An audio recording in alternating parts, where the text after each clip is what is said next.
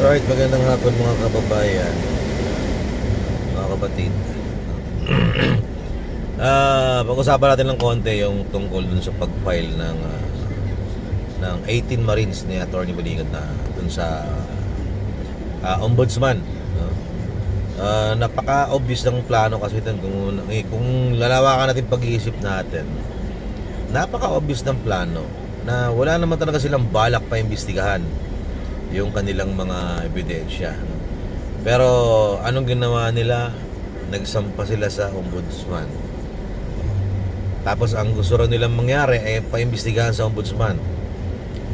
Eh kung matinong pag-iisip mo, hindi ka pupunta sa ombudsman. Bakit?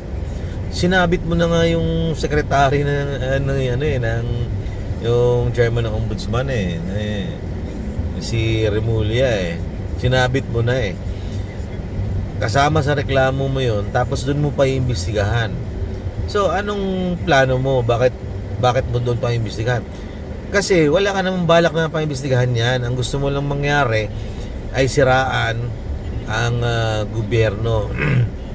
Siyempre, alam mo namang wala talagang ebidensya na matibay.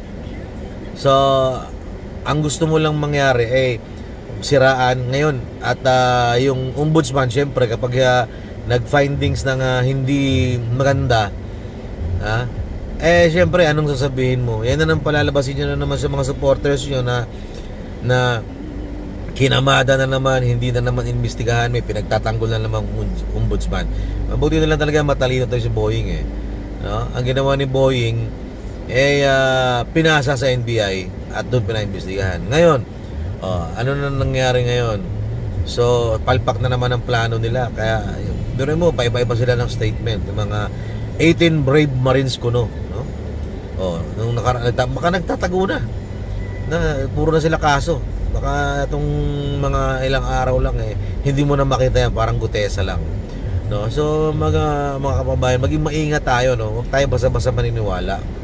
Kasi yan ang mission nila ngayon Kahit wala silang ebidensya, gagawa sila ng kwento para i-justify nila yung mga pagkalokohan ng gobyerno na wala naman talaga silang matibay na ebidensya, 'di ba?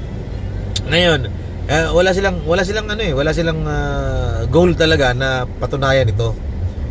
Basta magkukwento lang sila at ngayon yung mga tao ay maniniwala na okay na sa kanila 'yon. Okay na sa kanila 'yon. Kagaya ni Gutesa, nagbunyag ng mga nag-expose ng mga kawalang-hiyaan sa gobyerno, sabay na wala. Etong 18 Marines na ito, malamang ganun din ang ang goal nito. So wag tayo basta-basta maniwala mga kaibigan, maging mapagmatsyag tayo, mag-observe tayo sa lahat. Wag tayo basta-basta maniniwala. Okay? Yun muna po.